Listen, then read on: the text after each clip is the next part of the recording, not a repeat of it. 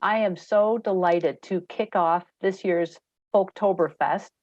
This is the first of 5 events that we have going on over the next few days. And tonight it's about Mark Devorak. Mark is a singer, he's a songwriter, he's a troubadour.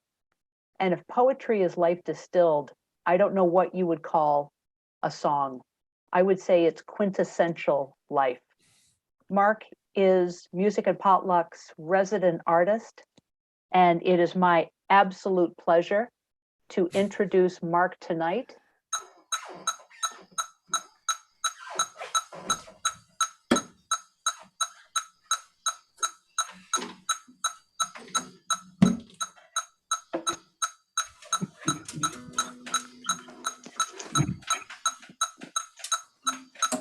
Is that a metronome?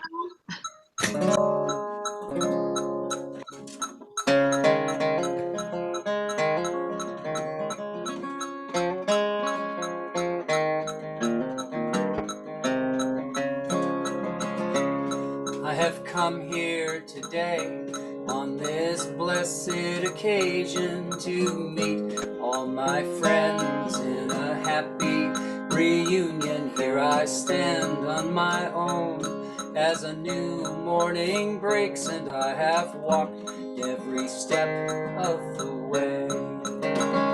I have walked every step of the way. I have walked every step of the way. Tell the people I've come here to stay. Tell them I walked every step of the way. I have walked every step of the way. I have walked every step of the way. Tell the people I've come here to stay. Tell them I walked every step of the way. Hey, welcome everybody. Thanks for joining us.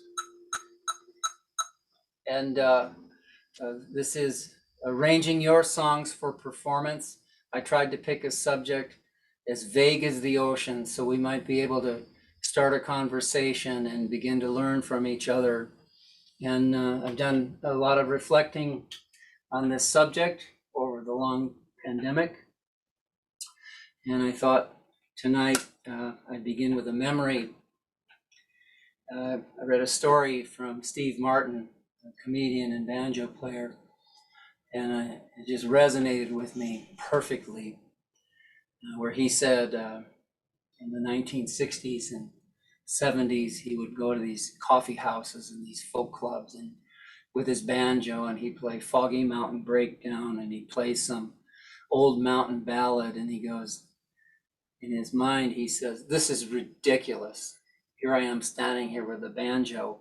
And so he started making fun between the songs. And over a period of time, people kept telling him, he said, boy, you're a good player, but I love your jokes. And I had that same experience due to, I think, jumping into the deep end of the pool, a deeper end of the pool at a pretty young age. And you have to keep your nose above water as a performer. And part of it is the work you do as a musician, and your practice, your rehearsal, your knowledge of chords and theory and all the mysteries here in this garden up and down this neck. And at some point, I had the same experience as Steve Martin, and they say, boy, I love your story.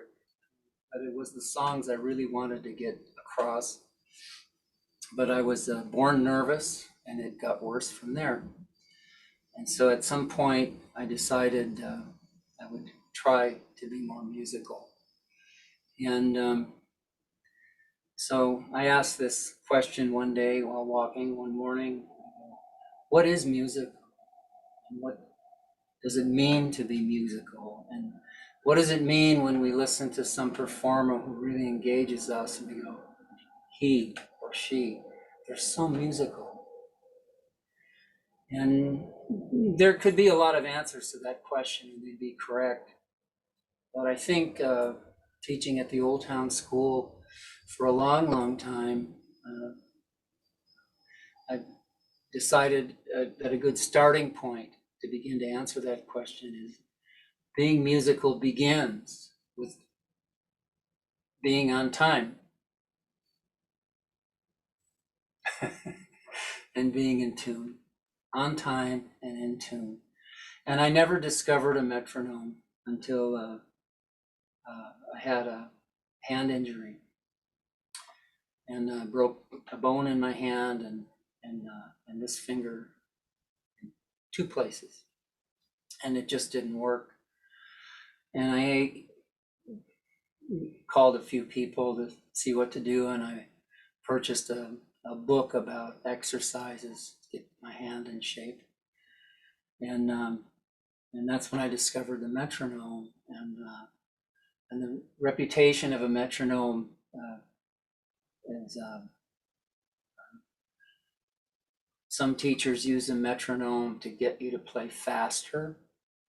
That's like getting somebody to move faster by yelling at them, and it does not work. And it did not work with me until I needed something to practice with. And I did my exercises very religiously for 3, 4, 5 weeks just to strengthen my hand again. All of a sudden I had a different hand, and I had a different sense of time, keeping time. And everything you do as a musician and a singer is stronger and more potent because it's in time. And in tune has become cheap these days. A little snark here costs about $8 to get my guitar in tune. But I had a experience in a workshop in Wisconsin some years ago where a guy, it was a special little session for teachers to talk about teaching. And he had each of us sit, he'd walked around, detuned my strings, boom, boom, boom, like that. And he had this woman who was also a teacher at a community school, like I was, and we sat right across from each other, and she was the giver, and I was the receiver, and she went like this.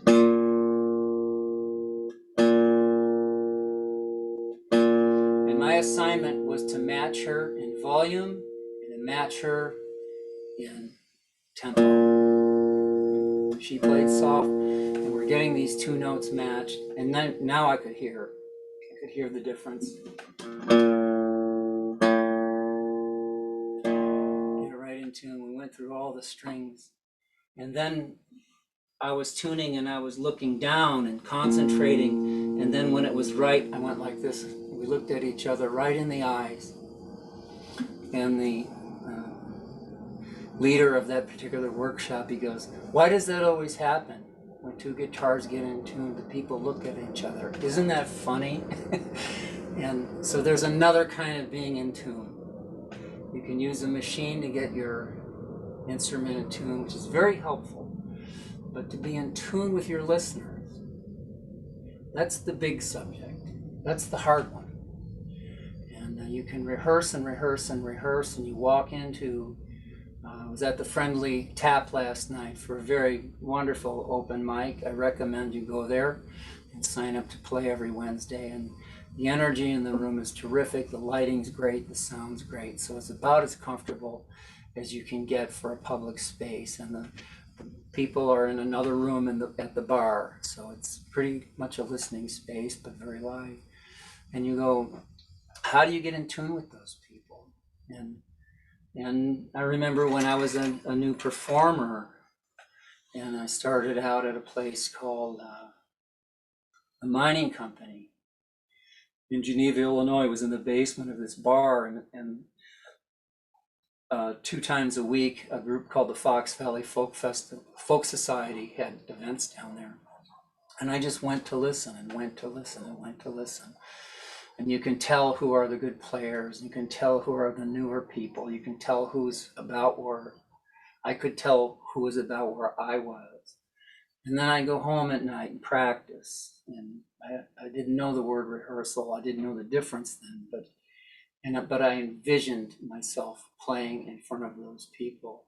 And a guy named Phil Cooper was there, and Lee Murdoch was there, and Small Potatoes were there. And these people were icons to me and kind of models. And I said, how's this going to go over if they're listening to me?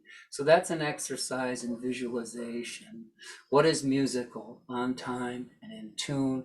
Now being in tune with your listeners. So at this point, if anybody has a question about anything or a subject you want to bring up, please put it in the chat and we will address it. I hope for this to be more of a discussion than anything. And I think of songs as little pieces of art. When you go to the Art Institute and you see all these paintings and these beautiful halls that are spacious with tall ceilings, and every painting is framed, right? What is the frame around your song? In my view, the first frame is silence. Music comes from silence. And the second important thing with a song, our music is more social than the Art Institute, is the context you provide to the moment. And at the Friendly Tap, for example, the context is there, the lights are good, the sound are good, the people are attentive. It's not like standing under a hockey game on television over your head while people are smoking at the bar. That's pretty impossible. That's not performing, that's surviving. And there's a whole repertoire and a way of dealing with that. You provide some context to your music. A frame, you start from silence, and the context. How do you do that? Well, if you think of your piece of art, I love Norman Rockwell, who the Art Institute actually didn't count him as an artist; they counted him as an illustrator. And I think our music is very much closer to Norman Rockwell's visual art than it is to Van Gogh's, although the lines are blurred. But when Norman Rockwell displayed at the Chicago History Museum, he had all these little images that were on magazine covers.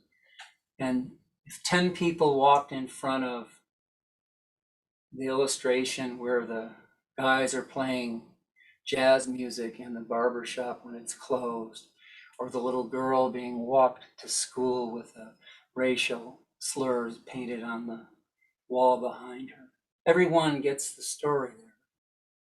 There's a very, very clear narrative in those kinds of illustrations. And there's a narrative too to Van Gogh, and there's a narrative to Beethoven, and there's always a narrative. And some of them are more blurred and more skewed.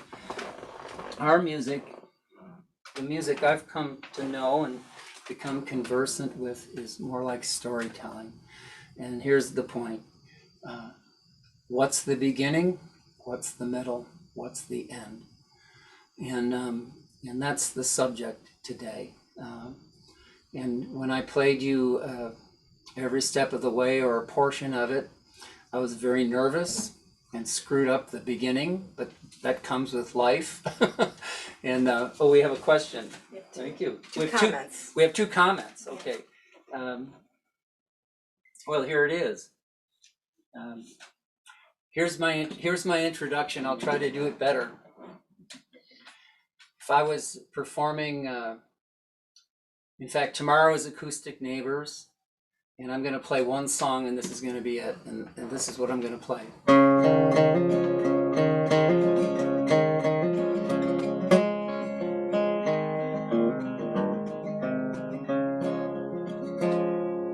Without a word out of my mouth beforehand, Betsy or someone from Music Potlucks is going to introduce me, and I'm going to go.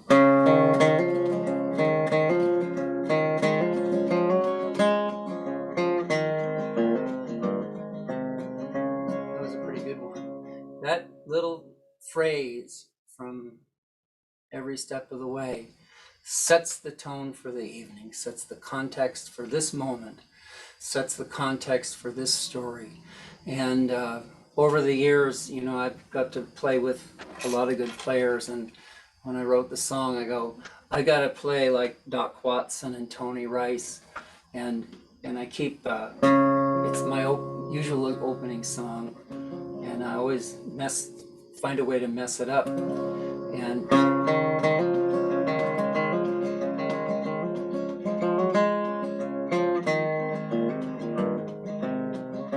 I can't tell you how many times I've played that to a metronome before rehearsing, before a performance. And these days I set aside an hour or two for rehearsal before every time I play. Not every time, but almost every time.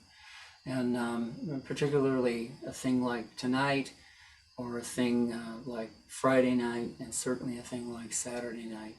I will record myself, I will listen back to it, notice what needs work, notice what needs improvement, notice what shouldn't be done that night, and I will work on it a little bit. And when I've rehearsed well and practiced well, I'm no longer nervous. I go, whatever happens is good with me. I've done my work. But listen to this again.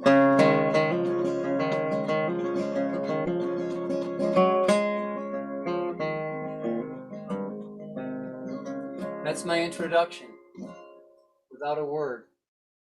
And you know, Betsy Backus will say, "Welcome, Mark Devorak," and those would be the notes I play, because that's what I want you to know first. I've entered the world of trying to be musical rather than trying to be clever or funny like Steve Martin.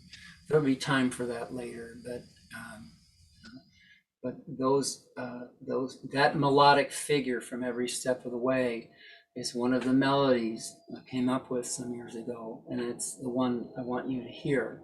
It's the one I want you to respond to first, because I want to get to know you in these terms tonight. To get to know you in those terms. And I had a student, a very talented gal, and she said, "What do I do?" She was a very good singer. And she said, "I can get a song started, and what do I do in the middle? And how do I play an instrumental? I'm not that gifted as an instrumentalist." And so think about this for your introduction. And this is an important point, because this is your first interface with your listeners. Well, over the years, I've learned to pick a little bit, and things keep getting simpler. But what if I did this?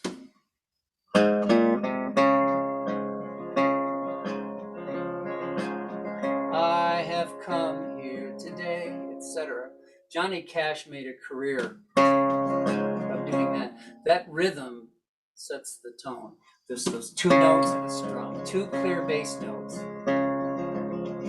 And then I wrote that song in 2004, and it wasn't a couple of years later till someone pointed out to me. They said, "You know what's so cool about that song? It's the rhythm of walking with purpose." And I never had realized that until that point. So that was lucky, but that says something about the writing. So inspect your writing and say, what rhythmic feature is characterized in this writing, like a physical thing, you know? And so that was a learning thing for me. I'm going, now I started thinking about songs in rhythmic terms. And I actually, during pandemic, started practicing on drums a little bit. And it changed the way I listened to records, the way I listen to the radio. I hear the drum and the bass first, from the bottom up, instead of my emotional feeling. I'm listening to the construct of the thing. And I recommend something like that. So there's the beginning, something about the introduction. And take a different song every step of the way. Is kind of like a bluegrass song or old time gospel song. And take a song with a different feeling to it, right? Many, many moods and many, many colors. This is one of my favorite rhythms.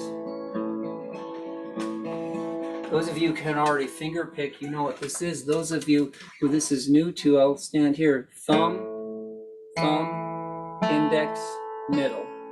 6th string, 4th string, 3rd string, 2nd string. Very, very powerful.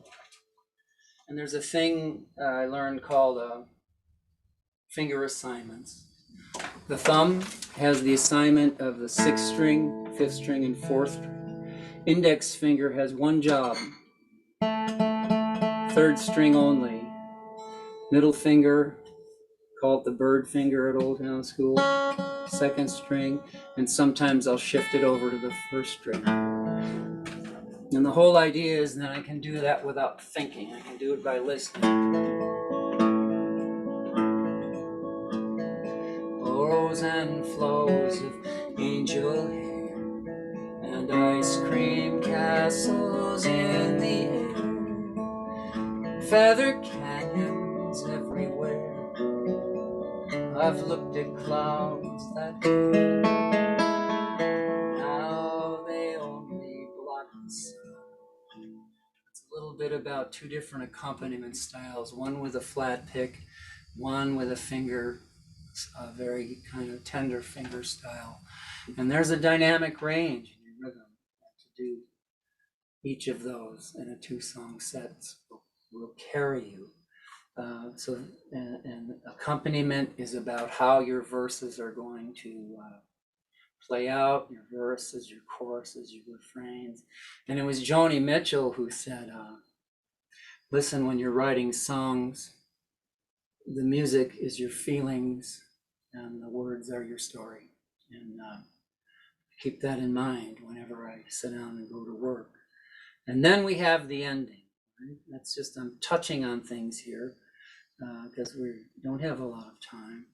But the ending is when I was a new performer, we discovered a place called the Earl of Old Town and in Chicago, and shortly thereafter it closed, and another place opened called Holstein's right on Lincoln Avenue.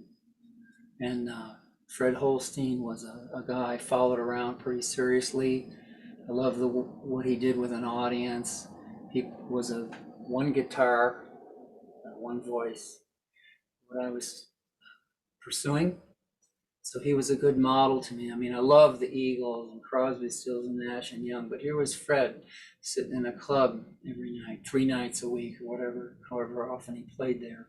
His guitar, his stories, his songs. And he was magnificent. And one of the things I learned from him was an ending. What is an ending supposed to do? It's supposed to signal the people that it's time to clap. And he would sing a song like, let's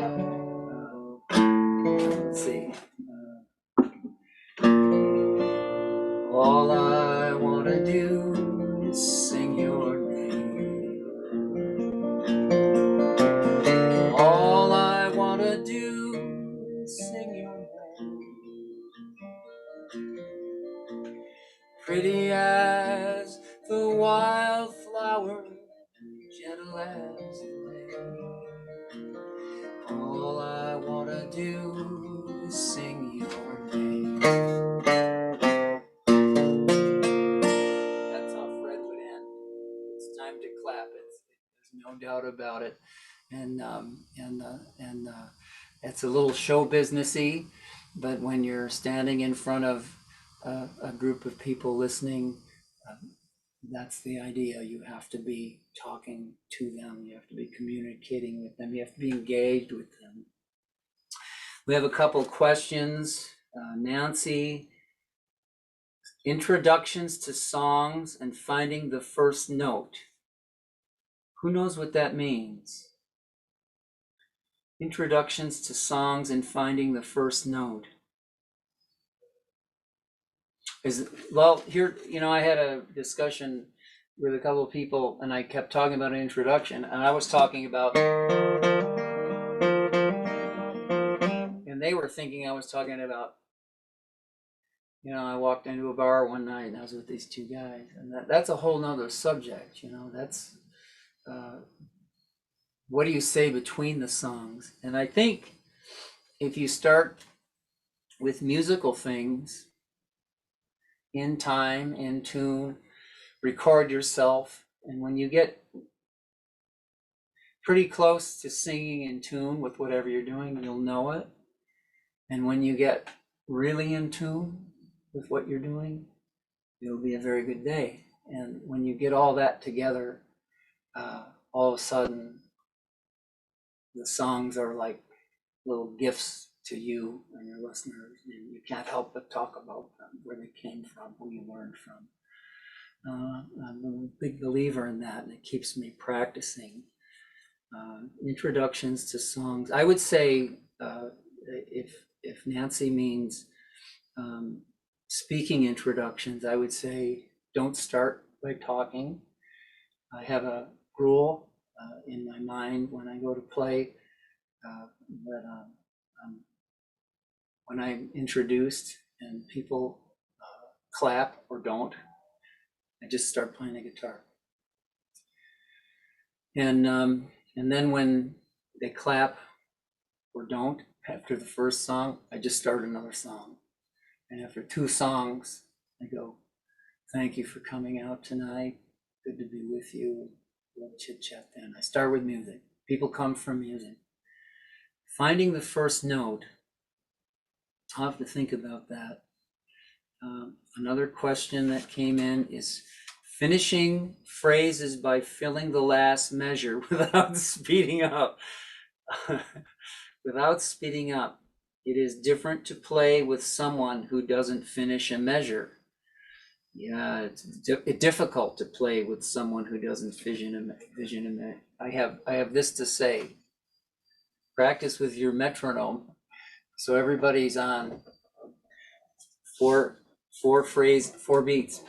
So, speaking of Nancy's note about who doesn't finish a measure, there was a point where I noticed in a lot of songbooks, every phrase is 4 measures long, 4 measures, right? Next phrase, 4 measures. Third phrase, 4 measures.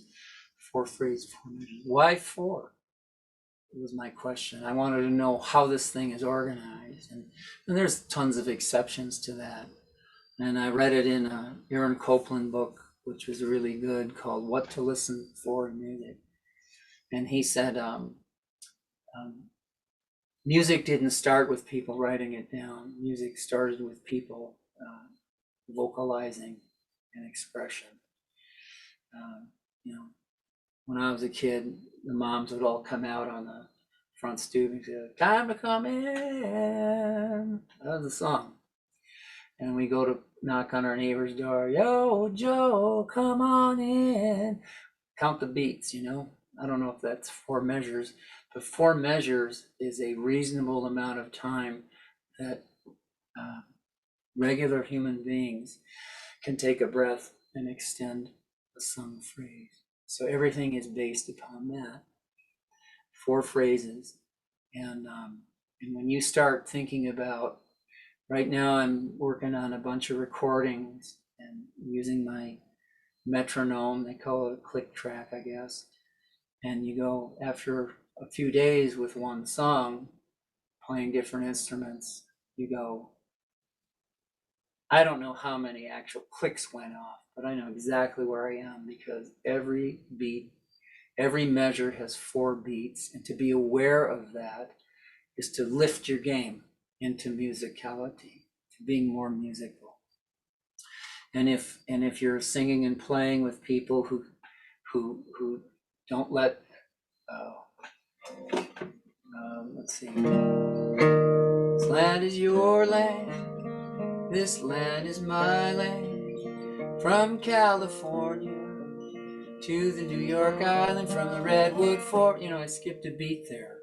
And if you're standing on your own, you can do whatever you want, but when you're on ensemble, you have to be aware of 4 measures, 4 measures, 4 measures, 4 measures, if that's the structure.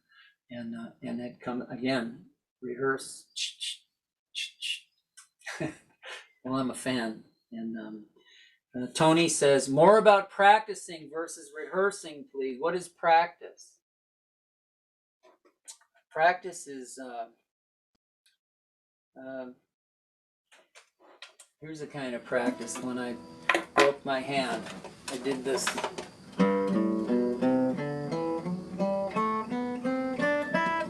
Whoops, didn't do it that well. Let me get on the hammer.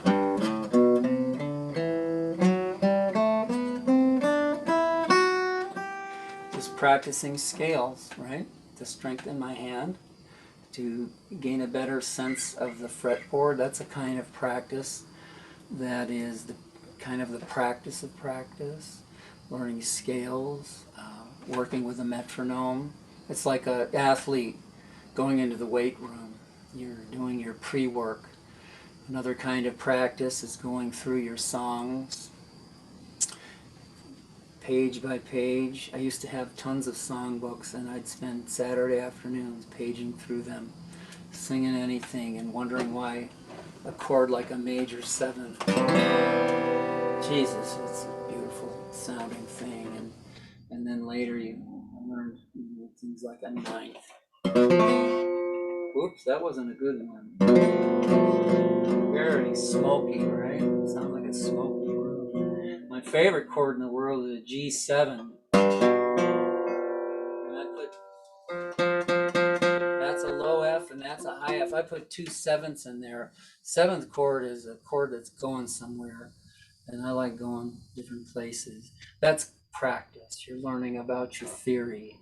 And you go look things up and you ask people about why and how. And then rehearsal is, in my view, has 2 or 3 different stages. And one of them is when I type all the words out on a piece of paper. I always type it out because my handwriting is going to crap. But and I get the words the way I want them, and whether it's my own song or someone else's, because it's like clothes. It's got to fit. It's got to fit. Something in that song rang with me, and I want it to fit, and I work it out, and I work it out, and I break the chords down, and I play it nice and even every time. And sometimes you add an extra measure for a good reason, and if you need to do that, you need to do it. It's all nice and even, and if anyone wanted to play with me, they could pick it up. And then comes the other part of rehearsal, where I'll turn on my phone or get one of my recording things out, and I'll visualize myself standing at the friendly taps, singing it to the people whose faces I already know. How's this gonna go through? And I'll work through it and listen. Right away, it's not ready. I'm biting at the words and I'm biting at the chords, and I'm trying to remember things. I'm trying to build this image in my head down here about how this thing is supposed to come out. And earlier I mentioned the idea of being in tune with your tuner and being in tune with your listeners. And that's when this happens. When you visualize yourself singing to strangers, singing to friends, singing to those faces you don't know who they are in the place that you visit. And you go, this is a great song, and I'm going to find a way to get this through. And as your rehearsal refines with a metronome, keep the tempo rock solid, and all of a sudden your voice, your breathing is more regular. You're able to take breaths because you're giving yourself time to take breaths. That's what a metronome does. It doesn't get you to play faster. It gets you to play evenly. And that's how your breath works. And to tap into that is major in my world. And a teacher can't teach you that. That's called work. That's working out. And that's the kind of rehearsing. And then finally, when you're getting ready to go, put on your recorder knowing you're going to get through this thing. And it's going to be pretty close to that beautiful image that you've held about this song, whether you wrote it, whether it's somebody else's song that you changed. This is what it's all about. And that's practicing and rehearsing is the work of bringing your songs forward. What else do we got today? Are there any more questions? I need all these notes today. Oh, here's one.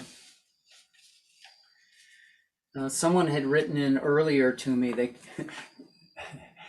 They said, I can't make the workshop, but here's my question. and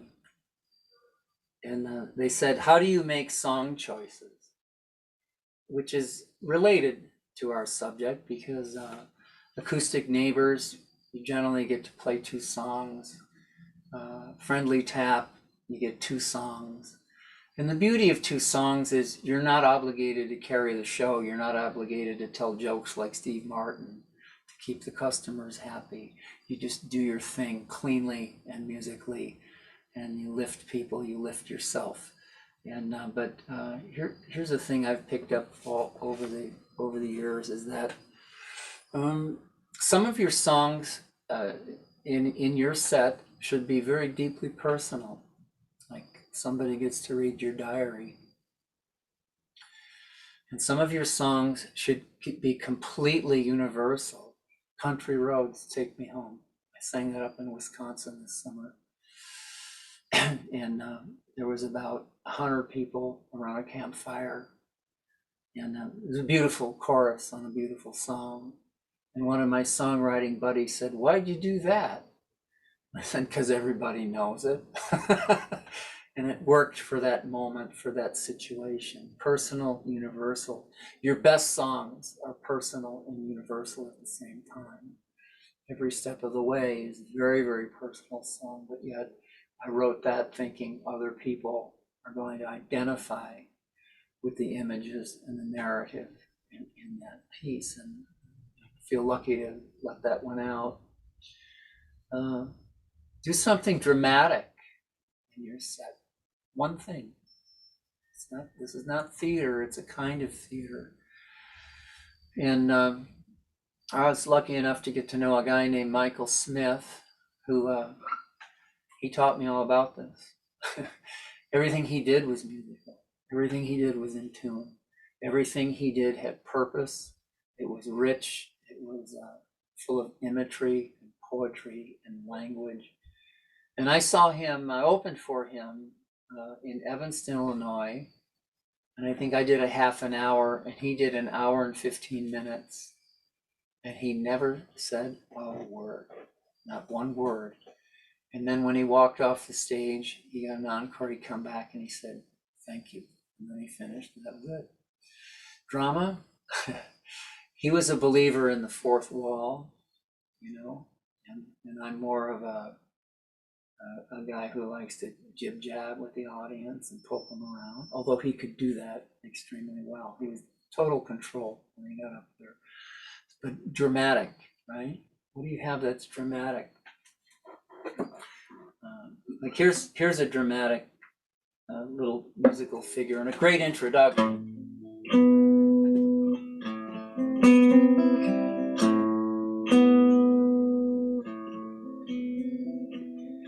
We don't always live in harmony. There are times when we are enemies.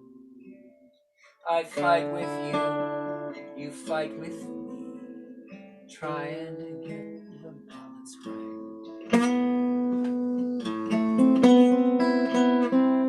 That's a song written by Johnny Doohan, and I stole that opening dramatic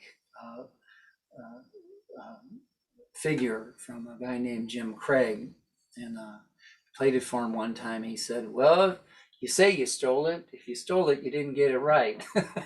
But yet it's dramatic, and to put that song in the middle of a set, it just changes from this, right? Dramatic. It's a dramatic shift in color and tone. Do something tender, right? All I want to do is sing your name. Golly, what a beautiful song written by Utah Phillips.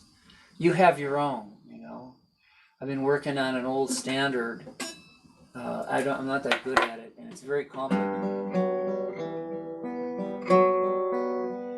The very thought of you, and I forget to do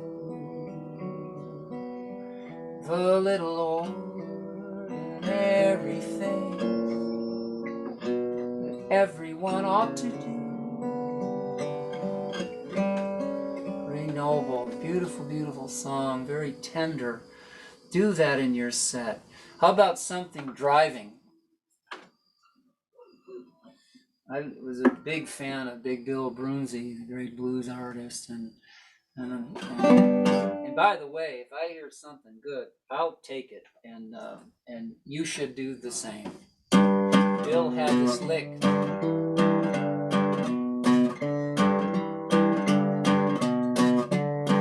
I listened to that for years, and then one day I was able to get it out of off a record, and I was at Old Town School, the second half, and it was like a banjo strum on the guitar. I go, son of a gun, there it is. And then, believe it or not, I had a dream one night that Big Bill Broonzy and Johnny Cash, and both were played in our house a lot growing up, and my dad had just passed away, and the three of them were standing in our backyard together talking. And when I woke from the dream, I said, well, they're up in heaven together. Remember, I'm trying to be musical. I'm in the metaphorical now, not in the cognitive. And someone could challenge me to say, that can't happen. I'm going, you're right, but I'm going with this. I hear that train a-comin', it's roaring round the bend. Hey, I ain't seen the sunshine since I don't know when. Lord, I'm stuck in Folsom Prison. You get it. And part of the reason I've learned to play the banjo, because I could have something very upbeat and driving in my set. And now something light, right? Golly, that's the hard one. Now you don't want to necessarily be Steve Martin, but like this one I've done for years and years and years, and people keep asking for it. And it's really good when you're with a certain age group of people or with family people. You go, many, many years ago when I was 23, I was married to a widow who was pretty as could be. This widow had a grown-up daughter who had hair of red. My father fell in love with her, and soon these two were wed. I'm my own grandpa, the great novelty song, a crowd pleaser. I guess something light would be a crowd pleaser. Maybe Country Roads Would Take Me Home is one of those. And think about all those things. And now you've got a lot of work to do. Put a half-hour set together. And then out of that, you choose two songs to come play on Acoustic Neighbors. And if you want to come play on Acoustic Neighbors, you go to musicandpotlucks.org and hit the Wanna Play link, and we'll sign you up for the next available slot. And we'd love for you to come play. We got some questions coming here. Thank you for your response. Here's a guy I know, Rob Pierce, who, by the way, is the proprietor of the Friendly Music Community. Wonderful guy, and Friendly School of Folk Music in Berwyn, Illinois is one of our sponsors for this weekend. And your donations, proceeds from your donations, will go to support the Friendly School. They've been on hiatus with pandemic, but we're hoping to help build the Friendly School of Music here in the months to come. And Rob Pierce says, is it possible to make a song sad on the banjo? And I think a song is sad, can be sad or happy or tender or driving on any instrument, whatever you want. And banjos have got a skewed reputation in my view. They're capable of a lot of expression. Like an accordion, people tend to play it too fast and too loud all the time, but that's the fun part of it. Here's another remark from Rob. Thanks for checking in, Rob. How do you stay in touch with an audience throughout a performance? So that's a really good question. I wonder if anybody has a thought on that.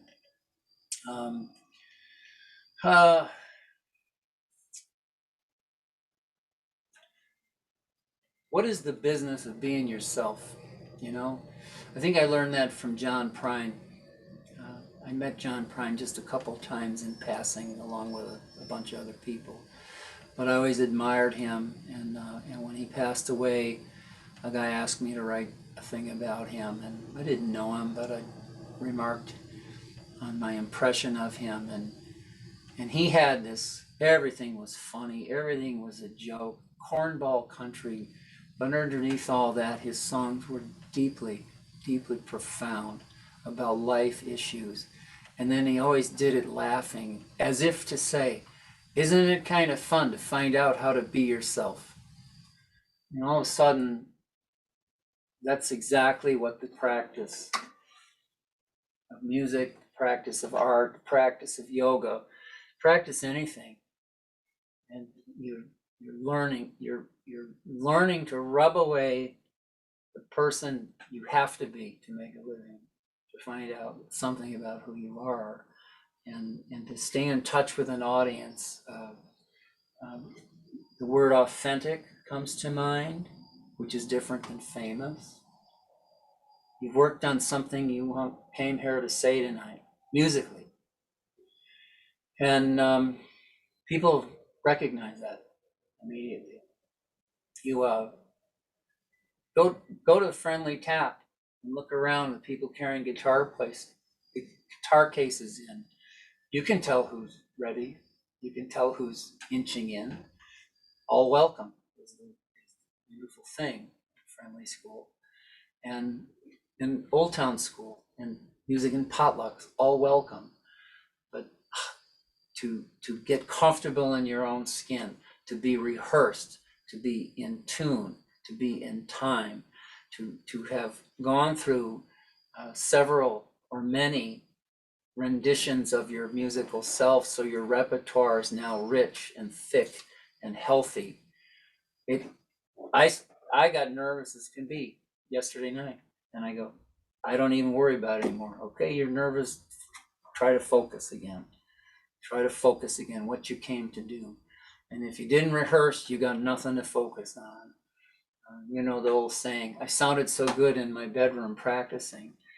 Well, if I sounded good in my bedroom practicing and I get in front of people and I feel my hands starting to shake and I get a little uncomfortable, I retreat, I'm in the bedroom.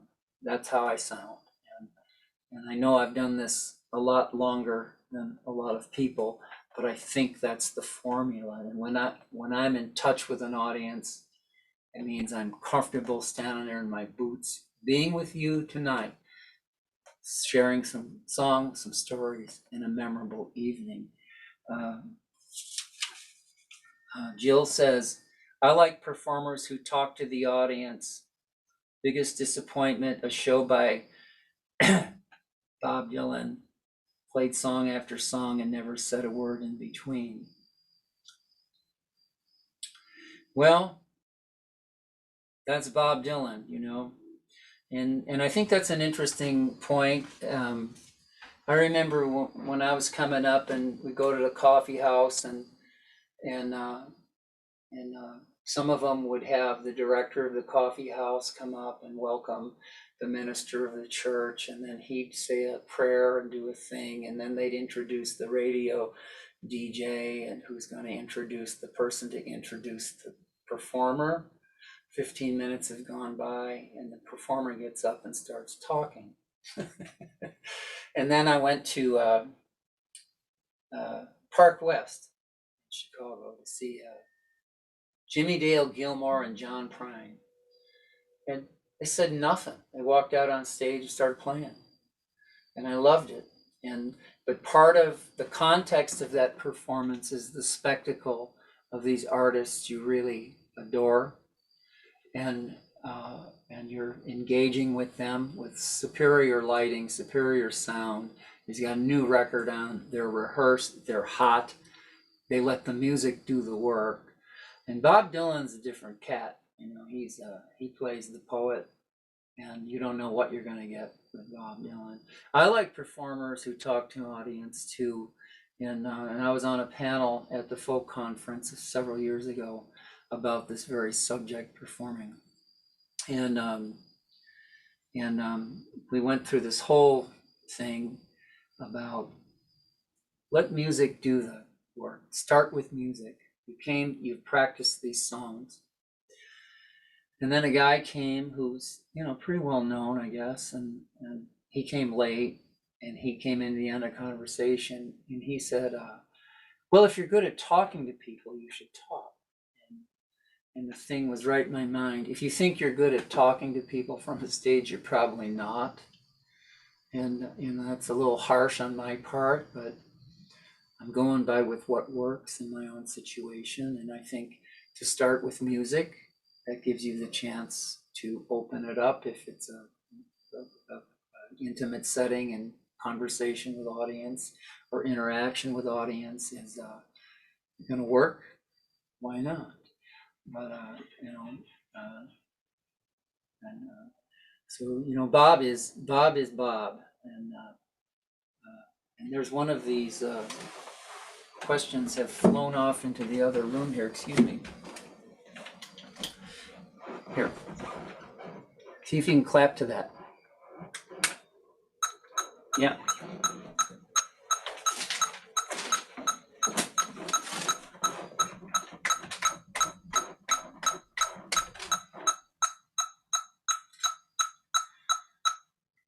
Michael Smith used to have us do that at rehearsal. We get a song going at We Remain a rehearsal. We find the tempo, we turn on the metronome. We all had to clap together. Anyway, here's a question. Thoughts on controversial songs? Could you talk about knowing your crowd? Absolutely. Controversial songs. There's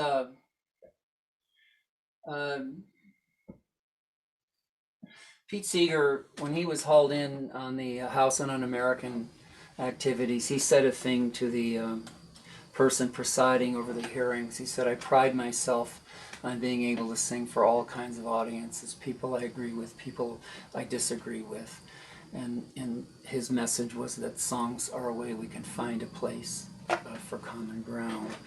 And so I think it's, I know people who will go into, have gone into like a VFW hall and start singing anti-war songs.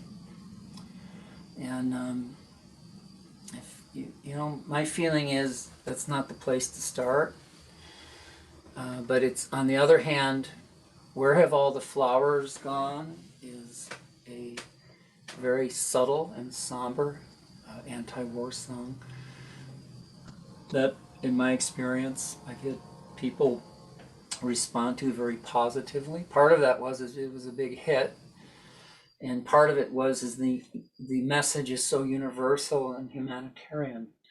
I'm more like when I'm playing for a usual folk crowd or a club crowd, I kind of know who's there. I kind of know what I came to do, what's going to work, and then I think the music that I play always has a foot in the political and in the protest, and I try to find a way to add that in there. I think knowing your crowd is what it is, and often when I'm playing locally, I think I know who the audience might be. When I'm on the road, the presenter usually and I have a conversation about what's inbound and what's out. I don't want to insult people. People work hard to get an audience out. And Johnny Cash did the same thing. When he was performing in the South and in Tennessee, he was Johnny Cash. And then he played at Madison Square Garden, and he did all these Bob Dylan songs, and he did all these folk rock songs like And I think that's part of it. That's part of what stretches you as an artist and as a performer is learn to play for lots of different audiences, still being who you are. Each of us is many, many people, right? And it's our music that is at the center of it. I hope that answers that question. Here's a comment from Carolyn. Carolyn, I dislike performers who explain a song at length before they play it. I'd rather they play it and let me interpret what it means. Amen, sister. If you have to explain your song, it might not be finished yet, you know, like that opening.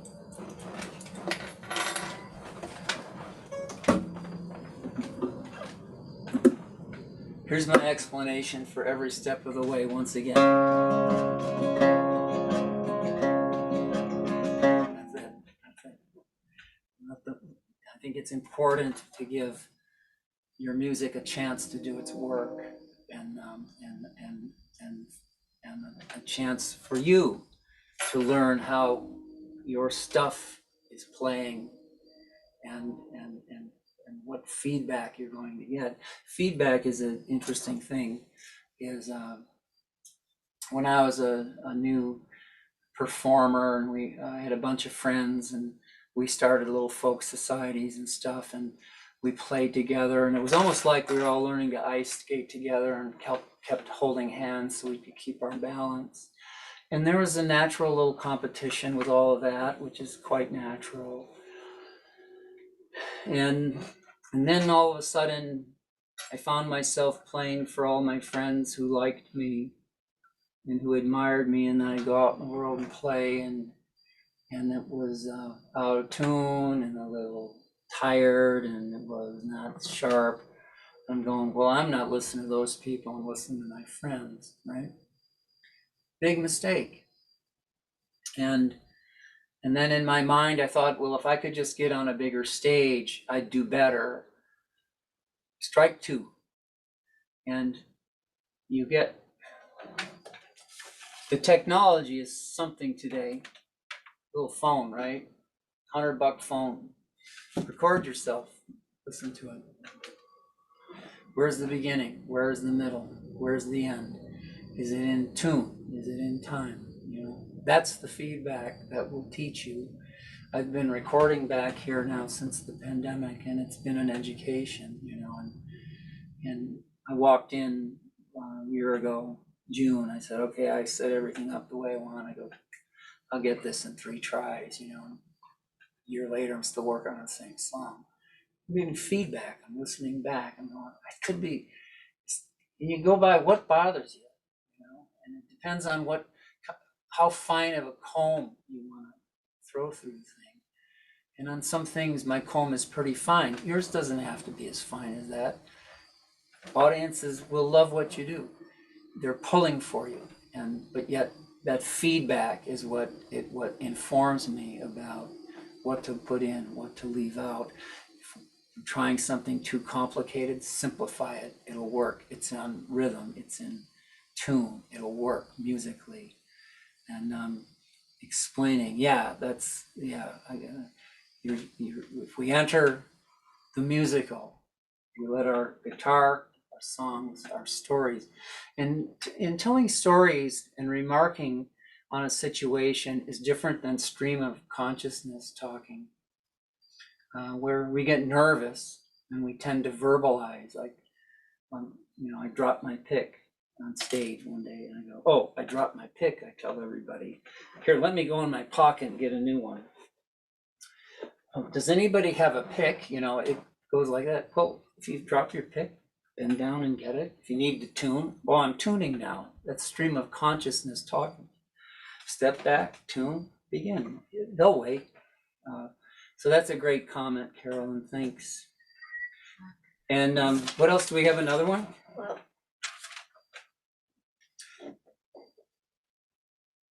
Yes. Are there any final questions? It's 8 o'clock already. Where is the time gone? I hope this time has been useful. for you and maybe giving you some ideas. And please be in touch with me if you want. Email me at my website, markdevorak.com. And I'd be happy to have an email conversation with you about your concerns about what you're working on. If I can help you, I surely will. And right now I'm going to throw it back to Betsy Backus of Music and Potlucks. And we can all go into the gallery and have more of an open discussion. And so thank you for coming, and please be in touch. And here's Betsy. And here I am. And there might have been some questions that didn't get answered during our back and forth. So if you have a question, please unmute yourself and feel free to ask. We want to make sure that all the questions posed tonight get answered. So unmute yourself and speak out. Hey, Mark, I don't know if my question went into Zoom land or what. I was asking, like, how long might it take from when you've written a song until you feel like it's ready to present? That's a good question. Is that Bonnie? Is that Bonnie? Yeah. How are you doing, Bonnie? I'm good. Well, I think if you, I guess my responsible answer is to find a way to record yourself, and then you let the song tell you. And my less responsible answer is go somewhere and play it and see what happens.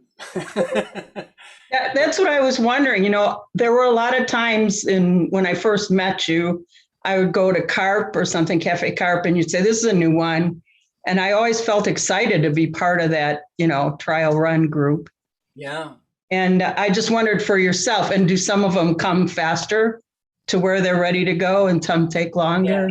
Yeah.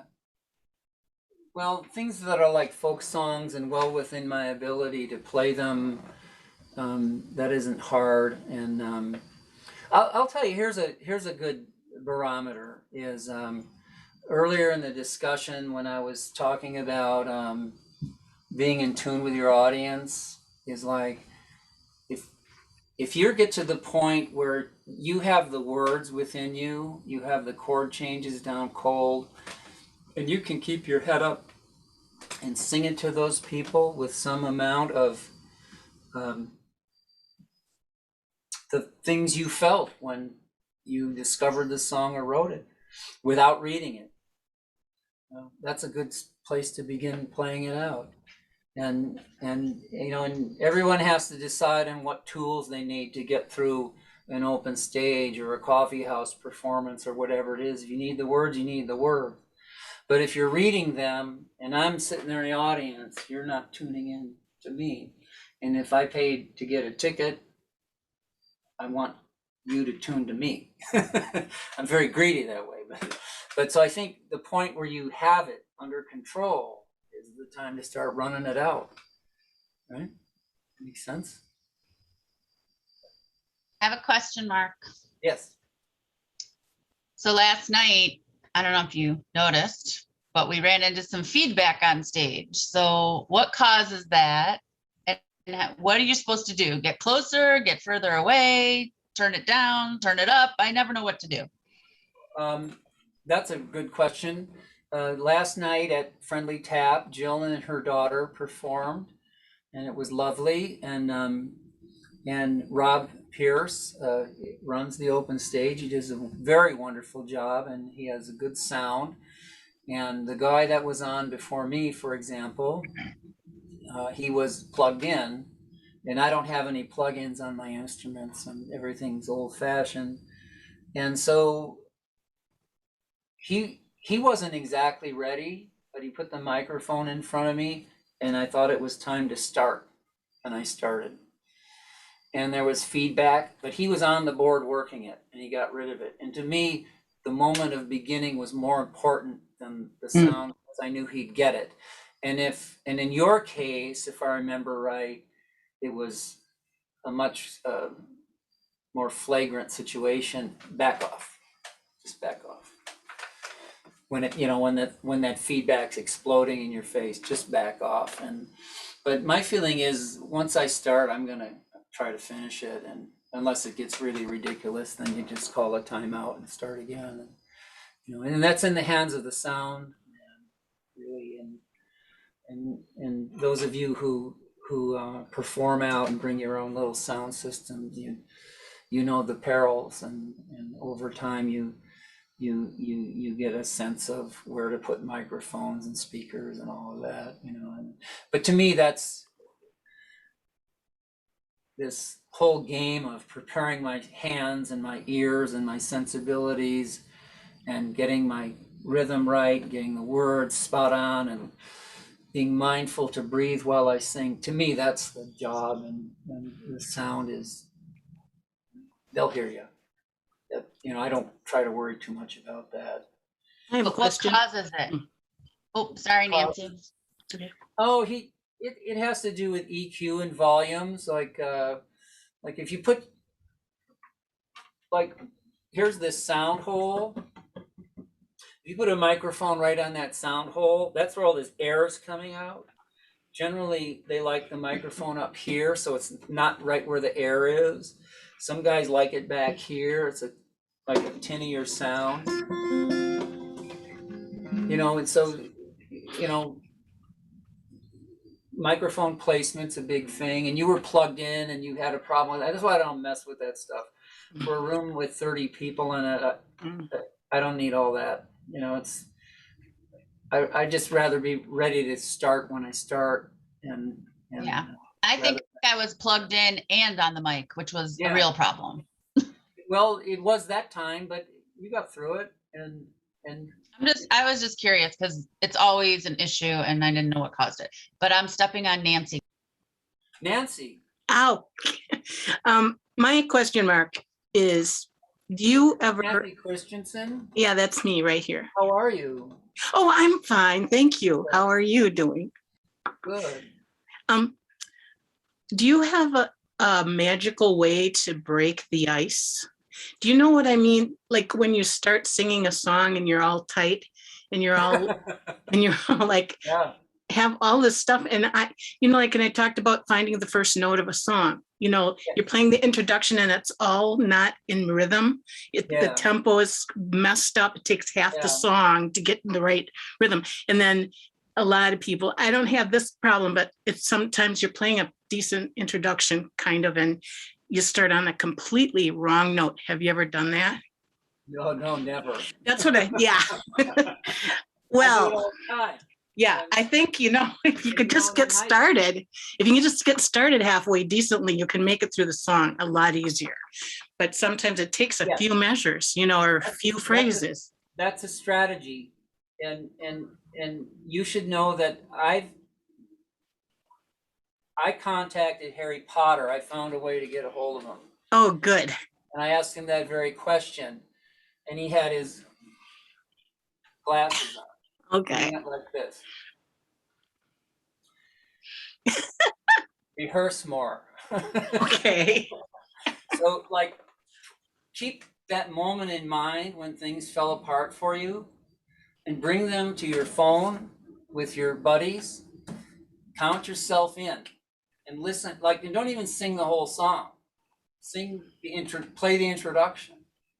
And get that segment right. Just like the guys who patch the road. They don't do the whole road. They do the segment that needs hole filled, right? Concentrate on identifying the problem. And the important thing is to not be critical of the person or the people who are the culprits in making a mistake. We all make mistakes. Mm-hmm. Be critical of what you hear and make it work to make it musical, right? And it starts with get the beats right and play simple chords that are in tune. There was a gal on the open stage 2 weeks ago. She played so simply. Her name was an African-American young woman, sang beautifully. And she accompanied herself so simply and so beautifully with such a nice touch on the guitar. So pleasant. It doesn't have to be complicated, right? But it has to be in time and in tune. And all of a sudden, when you're in time and in tune, your ears start hearing other possibilities. I promise you that. That's how it happens. I like making things complicated, so I get all We all nervous. do. I think We you're all right. do. I think the simple is good. Start with simple. Mm. What else? Thank you for everything, Mark. All this is great. It's just super. Well, it's a good subject, and I miss talking about it. And after Old Town School, there was a group of us used to go out afterwards and talk about class. And I'd ask the students, I go, how did that go? What do you think? I mean, I learned so much from it. And I miss talking about it, but I'm now in a place where I'm trying to implement some of the things I've gathered over these years. So thank you for coming tonight. Is there any other remarks or questions? Mark, I got a question, and you kind of touched on this earlier, but in general, I know it's going to vary on the audience, but what are your thoughts about when you're constructing a set list? Yeah. How many originals versus covers, and if you're thinking about you want to entertain the audience, and when you're doing originals, maybe that's a little more self-indulgent, and you might think they're really good, or I might think they're good to me, but they might not be as entertaining to the audience. So, if your overall thought is That's to a good entertain. question. What's your name? My name is John Slivka. John Slivka. Good Yeah. to know you, John. Nice to meet That's a really good question. I think if you're feeling you're in a place where your originals might not go over as easily, I always sneak at least two in, one or two, and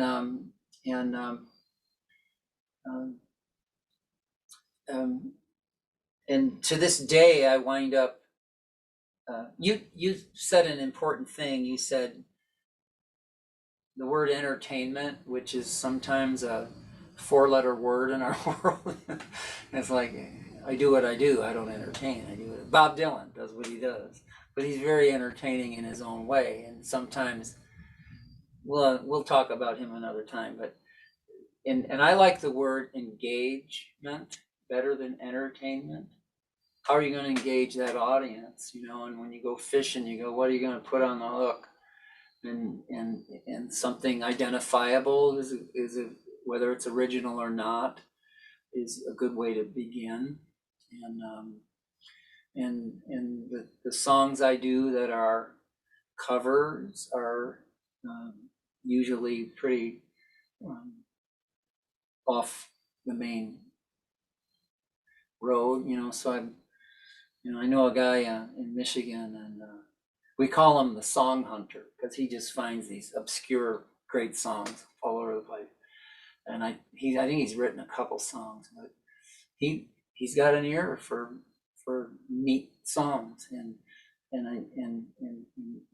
those can be entertaining as well. And I think, how do you engage? How do you present images and moods and rhythms that people can identify with? And once you got them, you'll know it. They're just staring at you, And then now go try something that's deeply personal and yours alone that you love. And I'm going to read from my diary now. As long as it's musically together, they're going to love it. Thank you. Thank you. Mark, it's Betsy here. We are almost double the time that we had allotted for this. We have everybody on the call from the beginning. I'm really impressed with how well this went, and clearly there's a lot more to be said on this topic. Thank you for your time. Thank you for sharing this. And please, friends, email me, markdv@aol.com. I'll be up tonight. We can.